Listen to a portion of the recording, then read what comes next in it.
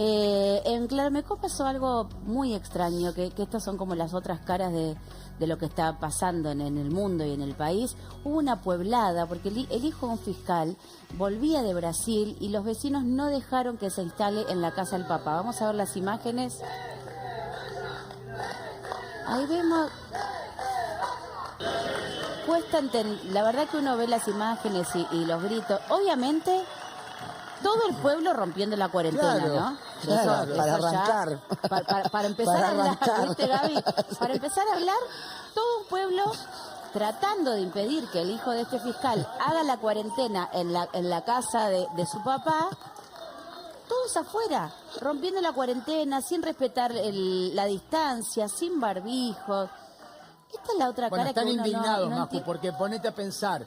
Sin toda duda. la gente está... A ver, tuvieron que romper la cuarentena para evitar que esa persona, el hijo de un fiscal, ingrese. Entonces, también el tipo que está haciendo las cosas bien, que está poniendo en riesgo su economía, cumpliendo la cuarentena para resguardarse a nivel salud, termina encontrándose con un tipo que quiere ingresar al lugar. Sí, claro, pues está mal lo que están haciendo. Digo, vamos a hablar con Claudio Menéndez, que es periodista de Claromecó, para que nos cuente. Claudio, ¿cómo estás? ¿Cuál es la situación en Claromecó y qué es lo que pasó realmente con el hijo de este fiscal? Hola, Majo, buenas tardes. ¿Cómo va? Sí, muy bien. Primero quiero explicar lo que es Claromecó. Es una localidad de 3.000 habitantes, turística, o sea, nosotros siempre queremos que venga gente. Lo que más queremos es que venga gente, pero no en el marco de esta pandemia, y les voy a explicar por qué. Nosotros tenemos un sistema de salud, si bien pertenecemos al distrito de Tres Arroyos, si se quiere precario, tenemos lo que se llama un hospitalito, una unidad de primeros auxilios que tiene un respirador que ni siquiera es un respirador. Lo dijo en una nota que le hice el doctor, es un aparato que tira aire. Empezamos a ver, porque esto viene de arrastre, desde que comenzó la cuarentena, así como se vio aquella foto de Montehermoso que todos recuerdan, a nosotros nos pasó algo similar, gente que tomaba este aislamiento como vacaciones, y ahí empezó la preocupación de la gente. ¿Qué pasa? Nuestra localidad tiene alrededor de 5.000 viviendas que son segunda residencia, que son casas que tiene la gente de veraneo. ¿Qué pasa si permitimos que entre una persona y después se vienen los 5.000 con ese mismo argumento de que pueden entrar? A mí no me queda duda, Claudio, de eso, y por eso era tan peligroso y por eso había que tener tantos cuidados para que la gente no se fuera a los lugares de veraneo como si esto fueran unas vacaciones. Eso por un lado, y está clarísimo, porque si no...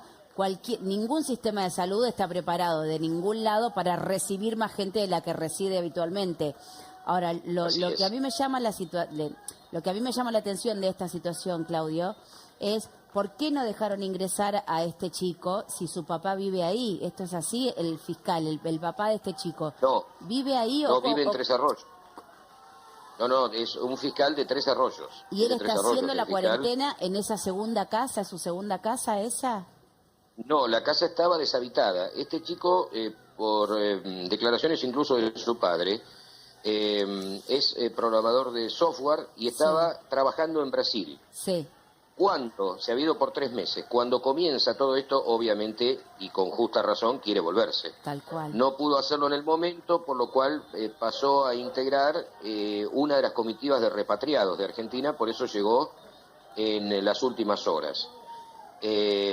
Y en Migraciones, él indicó que tenía residencia en Claromecó. Lo que ocurre es que con todo esto que ha venido pasando de gente que venía ingresando, la semana pasada, antes de Semana Santa, acá en Claromecó nosotros formamos parte del partido de Tres Arroyos. Esta localidad está descentralizada administrativamente, por lo cual nuestro delegado municipal es director del organismo descentralizado. Es algo inédito en la provincia, por eso por ahí es difícil de entender. Él tomó la drástica decisión de cortar la ruta porque veía que nuevamente y por Semana Santa estaba ingresando gente. Sí, una locura. Y eso generaba mucha preocupación en la población. Sin duda. Cuando se informa de la llegada de este muchacho, el delegado, que es Carlos Ávila, intenta frenar, pero con el argumento legal de que en Migraciones se había fijado domicilio en Claromecó, De hecho, termina pasando y termina alojándose en su vivienda. Claudio, Seguido. me gustaría preguntarle primero si ahora está en la vivienda o si se tuvo que ir. Y segundo, los vecinos tienen mucho más riesgo de... Los vecinos tienen mucho más riesgo de contagiarse en eso que hicieron ahí rompiendo la cuarentena que con la persona que llegó y entró en ese domicilio, porque para eso están las autoridades, no los vecinos. Exactamente. Ahora explico una parte que todavía no se ha explicado del todo. Y justamente diciendo que claro, que estuvo mal. Sí, sin dudas. El director del organismo descentralizado, Carlos Ávila, al ver que tuvo que dejar entrar a esta persona, automáticamente presenta la renuncia. Esta persona es muy querida aquí, tiene un consenso realmente muy amplio, y la renuncia del delegado es lo que motiva la reacción de la gente. Ahora, ¿por qué renuncia él? ¿Por qué renuncia Ávila? Él considera que le falló a la gente, que él había hecho una promesa de cuidar el ingreso, de que si esto, si esto se conocía, los 5.000 habitantes que tienen residencia o segunda residencia en Calomecó podían llegar a lo mínimo y venirse a hacer la cuarentena hasta acá. Pero y hubiese sido un colapso. a ver si entendí, los habitantes perdón, Claudio, a ver si entendí, los habitantes salen en protesta porque el delegado renunció. Por este caso. Por culpa de él. Por este caso. O sea, salieron a bancar al señor Ávila y a escrachar y a escrachar al hijo del fiscal. Ese sería como el resultado de todo esto. Pero a su vez, como decía Tatiana, ponen en riesgo su salud, porque rompieron la cuarentena para reclamar que no ingrese él porque había renunciado el delegado, una locura. Ahora, Claudio, como el cuento de la buena pipa. Claro, tengo dos dudas.